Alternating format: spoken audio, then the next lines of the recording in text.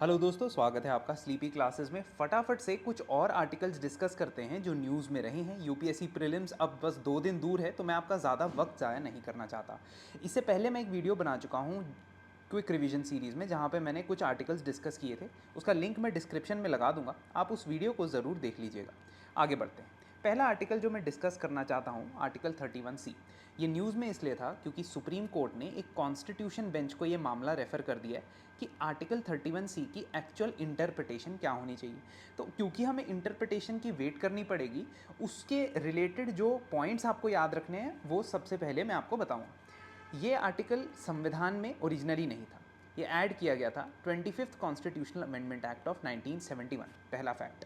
दूसरा, इसमें यह लिखा गया था कि डीपीएसपी पार्ट 4 यानी कि directive principles of state policy को इम्प्लीमेंट करने के लिए अगर कोई भी कानून बनाया जाता है, लॉ बनाया जाता है, तो उसे इनवैलिडेट नहीं किया जा सकता, यानी कि अनकॉन्स्टिट्यूशनल नहीं ठहराया जा सकता on the basis that it violets article 14 और आर्टिकल 19।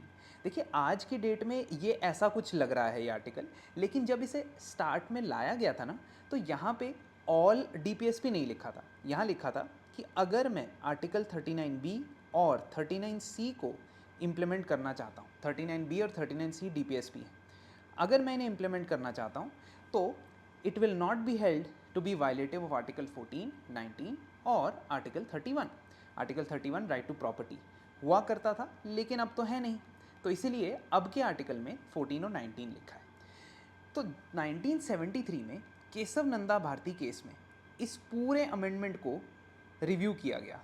रिव्यू में यह पता लगा कि ये जी पहला पार्ट तो ठीक है, जहाँ तक ये नॉन इटैलिक्स में लिखा है तब तक तो हम एक्सेप्ट कर सकते हैं, लेकिन ये वाला पार्ट हम एक्सेप्ट नहीं कर सकते। क्यों?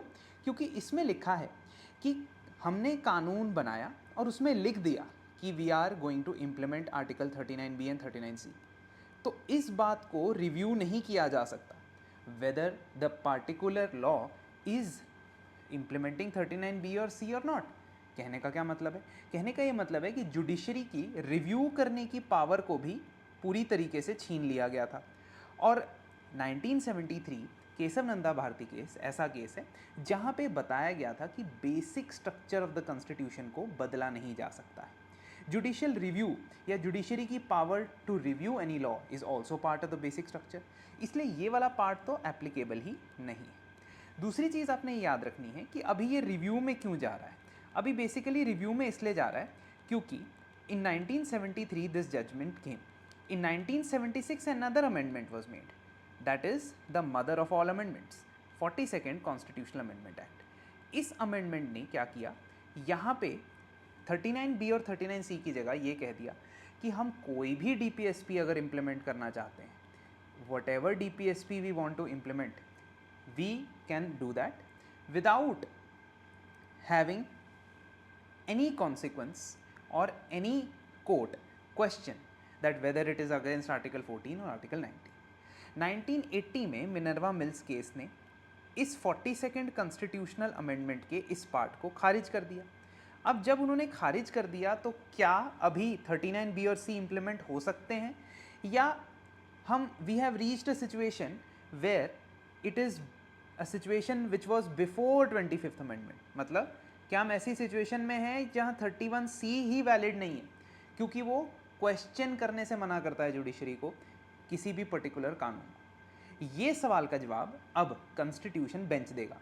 अभी हमें कितना पता है? हमें बस ये पता है कि at the present instance and the present moment, if any law is made to implement article 39B or C, it will not be held unconstitutional for violating article 14 और article 19। बस। तो 39B और C के मामले में आप कानून बनाते हो, राइट टू इक्वालिटी और राइट फ्रीडम जो है 19 के अंदर की जो फ्रीडम्स है उसको वायलेट भी कर सकते हो। अभी का स्टांस ये है, इतना याद रखना है। नेक्स्ट, आर्टिकल 200 बहुत ज़्यादा न्यूज़ में है। क्यों? क्योंकि गवर्नर की जो ये पावर है regarding bills passed by the state legislature, ये बहुत चर्चा में रही पिछले साल, और इसके ऊपर बहुत इंटरेस्टिंग ऑब्जर्वेशंस मैं आपको देने वाला हूँ जो अदालत ने दी है, इसलिए गौर से सुनिएगा, डिटेल में सुनिएगा, ध्यान से सुनिएगा। आर्टिकल 200 कहता है कि जब लेजिस्लेटिव असेंबली के द्वारा बिल जाता है गवर्नर के पास, तो उनके पास कुछ ऑप्शंस हैं।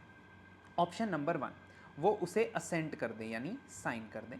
ऑप्शन नंबर 2 वो विदहोल्ड कर दें असेंट को।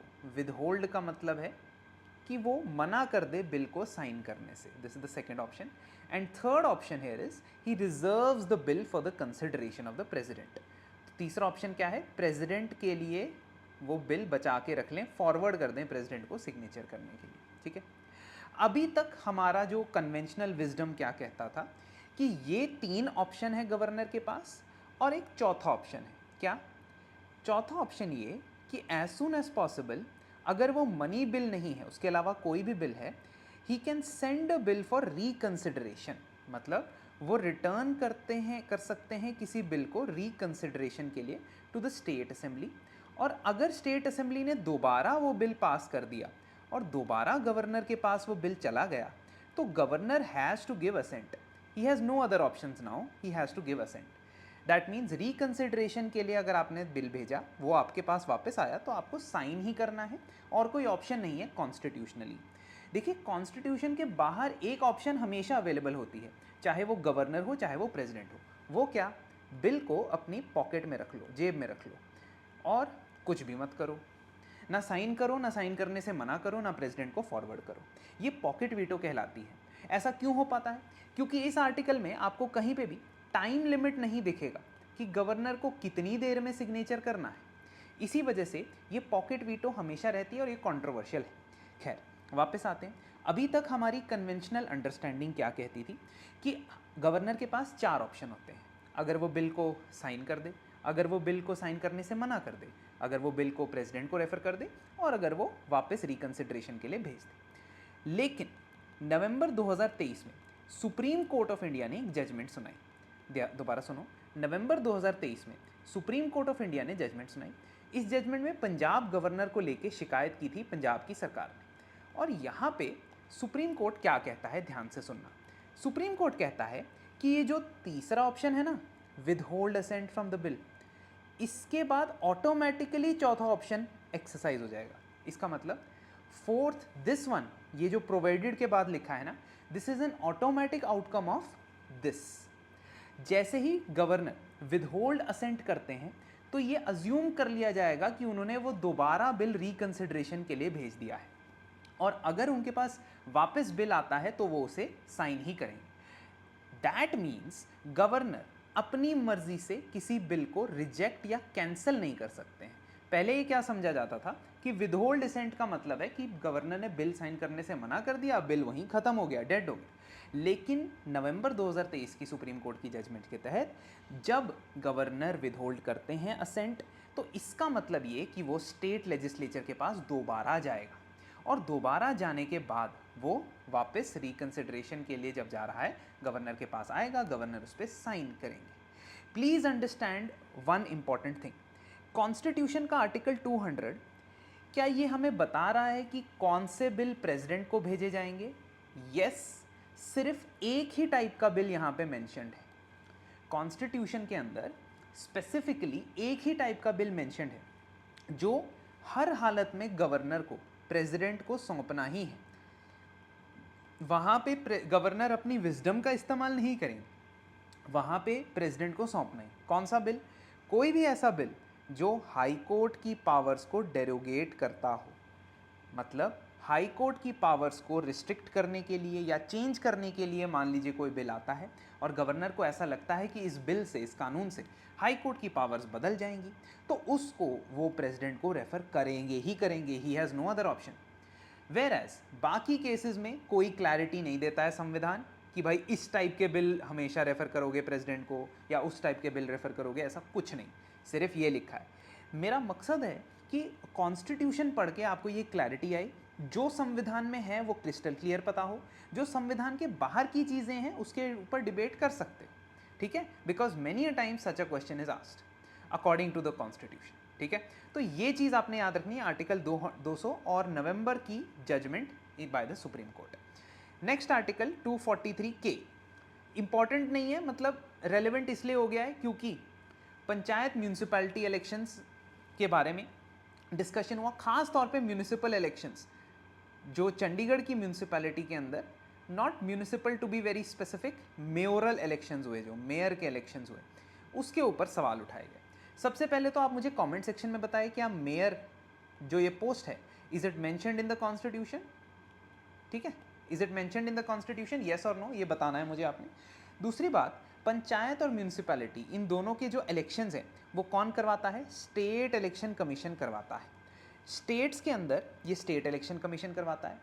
चंडीगढ़ म्यूनिसिपैलिटी के लिए एक अलग प्रावधान है। चंडीगढ़ इज़ अ यूटी, तो Chandigarh as a UT does not have its own election commission.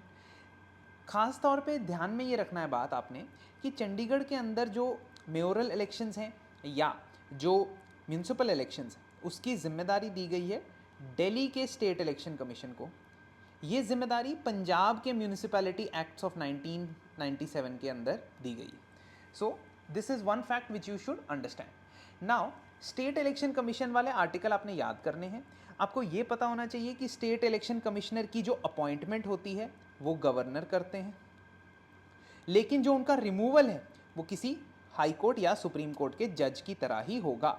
So the process and the grounds of the removal will be like a high court supreme court जज। Same goes for the state election commission for municipal elections, वो same ही municipal election करवाएगा और वो same ही panchayat election भी करवाएगा। एक छोटा सा अनाउंसमेंट, हमारा 2025 के लिए Shekhar to Shikhar batch launch हो चुका है। जो लोग 2025 की तैयारी कर रहे हैं, वीडियो देख रहे हैं, वो एंटायर होलिस्टिक कोर्स को जो फैकल्टी के द्वारा बनाया गया है, टेस्ट भी, मेंस के आंसर्स भी और ऐसे का कंटेंट भी, उसे अवेल कर सकते हैं। नेक्स्ट आर्टिकल है 324। Why do I want to discuss 324? Because election commission is in news, क्योंकि इलेक्शन कमीशन की सिलेक्शन के लिए, है ना, अपॉइंटमेंट के लिए एक कानून आया है जिसने 1991 के कानून को बदला है। तो इट इज़ वेरी लाइकली कि इलेक्शन कमीशन से जुड़ा एक क्वेश्चन आए। अब constitutionally you should be very clear कि संविधान में क्या क्या लिखा गया है, मतलब क्या लिखा है संविधान में जिससे हमें यह पता लग सके कि इलेक्शन कमीशन ऑफ इंडिया में के रिलेटेड कौन से प्रोविजंस कॉन्स्टिट्यूशन में हैं और कौन से प्रोविजंस कॉन्स्टिट्यूशन में नहीं हैं। We should be very aware of. Article 324 कहता है कि कुछ इलेक्शंस करवाने की जिम्मेदारी एक इलेक्शन कमीशन ऑफ इंडिया के पास होगी। कौन से? स्टेट लेजिस्लेचर के इलेक्शंस, पार्लियामेंट के दोनों हाउसेस के इलेक्शंस, प्रेसिडेंट और वाइस प्रेसिडेंट के ऑफिस के इलेक्शंस। ठीक है, ये इलेक्शन कमीशन में एक सीईसी होगा और इलेक्शन कमिश्नर्स बाकी जितने रखने हैं ये प्रेसिडेंट फिक्स कर सकते हैं, not the parliament but the president. That means tomorrow if I want that we should have 5 election commissioners, presidential order is enough. President का ऑर्डर काफ़ी है ये करने के लिए। दूसरी चीज़ आपने याद रखनी है कि पार्लियामेंट के अंदर, पार्लियामेंट को ये पावर दी गई है कि वो फिक्स कर सकता है चीफ इलेक्शन कमिश्नर और अदर इलेक्शन कमिश्नर्स के कॉन्टेक्स्ट में कि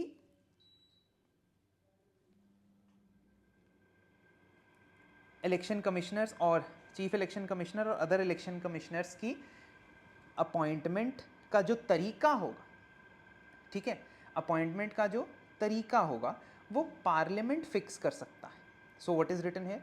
time to time fix and appointment of CEC and other ECs shall subject to provisions of law made by parliament be made by the president. इसका मतलब parliament कानून बना के define कर सकता है कि ये अपॉइंटमेंट कैसे होगी। जैसा कि आप जानते हैं कि रिसेंटली अमेंडमेंट आया, एक नया कानून आया था सीईसी की अपॉइंटमेंट के लिए, जिसके लिए एक सिलेक्शन कमेटी बनाई थी। उस सिलेक्शन कमेटी की कॉम्पोजिशन क्या थी आप मुझे कमेंट्स में ज़रूर बताएं, कमेंट्स में बताएं। नेक्स्ट है कि ये कॉन्स्टिट्यूशन क्या कहता है इलेक्शन कमीशन के बारे में। जब किसी इलेक्शन कमीशन को सीईसी बनाया जाता है तो वो इलेक्शन कमीशन के चेयरमैन की तरह काम करता है, लेकिन एज ए चेयरमैन इनके पास वोटिंग पावर में कोई एक्स्ट्रा पावर नहीं होती।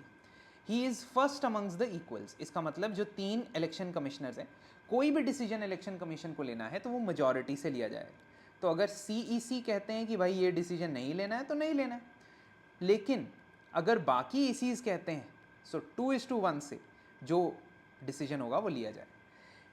CEC does not have any veto powers, इनके पास कोई भी वीटो पावर नहीं होती है। अब इसके अलावा रीजनल कमिश्नर्स का भी मेंशन है। संविधान के अंदर ये आर्टिकल 324 कहता है कि आप रीजनल कमिश्नर्स भी अपॉइंट कर सकते हो, और conditions of service of election commissioners, tenure of office of election commissioners will be decided by the president. तो पार्लियामेंट के कानून के अंदर ये 6 ईयर्स 65 ईयर्स वाला क्लॉज है, ना कि संविधान के अंदर। संविधान के अंदर आपको ये 6 ईयर्स 65 ईयर्स नहीं दिखेगा, please make it very very sure. इसके अलावा संविधान इलेक्शन कमिश्नर्स के रिमूवल के बारे में एक बहुत ही इंपॉर्टेंट चीज़ कहता है। क्या कहता है? वो कहता है कि अगर सीईसी को रिमूव करना है तो उन्हें वैसे ही रिमूव किया जाएगा जैसे एक सुप्रीम कोर्ट के जज को किया जाता है। सुप्रीम कोर्ट के जज की जो इम्पीचमेंट प्रोसेस होती है वही फॉलो की जाएगी चीफ इलेक्शन कमिश्नर को हटाने के लिए। लेकिन बाकी इलेक्शन कमिश्नर्स के बारे में ऐसा कुछ नहीं कहता है। वो बाकी इलेक्शन कमिश्नर्स की जो पोजीशन है उसके बारे में कुछ भी ऐसा नहीं कहता है। देखते हैं, एनी अदर इलेक्शन कमिश्नर और regional commissioner shall not be removed except on recommendation of CEC. मतलब ऐसा कोई सेफ गार्ड नहीं दिया गया है इलेक्शन कमिश्नर्स को।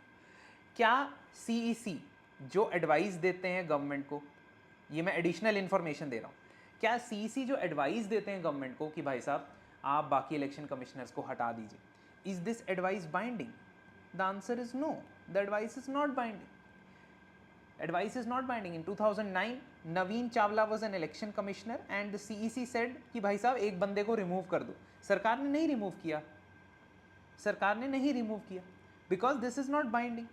Okay, so please understand, these are the only articles which, these are the only things that the constitution talk about.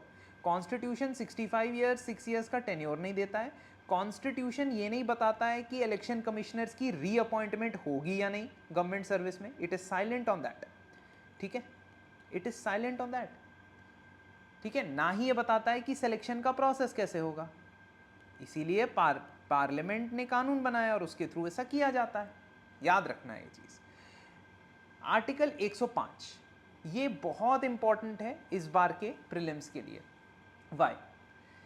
मार्च में judgement आती है जिसमें सुप्रीम कोर्ट का 7 जजेस का बेंच कह देता है कि अगर किसी पर्टिकुलर एमपी या एमएलए ने ब्राइब ली है और उस ब्राइब लेने के बेसिस पे उसने कोई भी वोट दिया है पार्लियामेंट में या कोई भी एक्ट किया है पार्लियामेंट में, then that person is not immune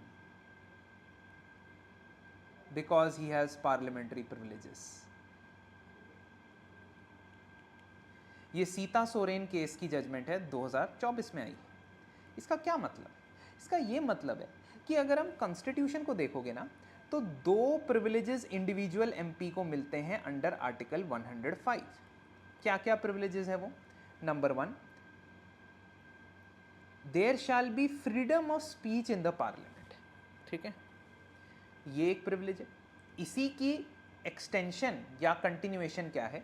No member of parliament shall be liable to any proceedings in any court with respect to anything said or any vote given by him in parliament or committee.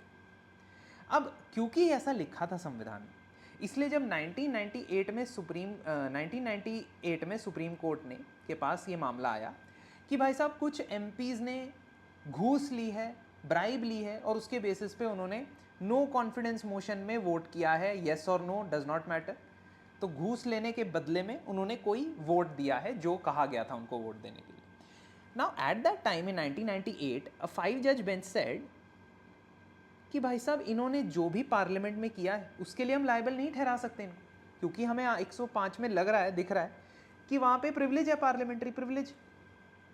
लेकिन इन 2024 supreme court said कि भाई साहब once you have taken the bribe, एक बार आपने bribe ले ली है, वहीं पे खेल खत्म।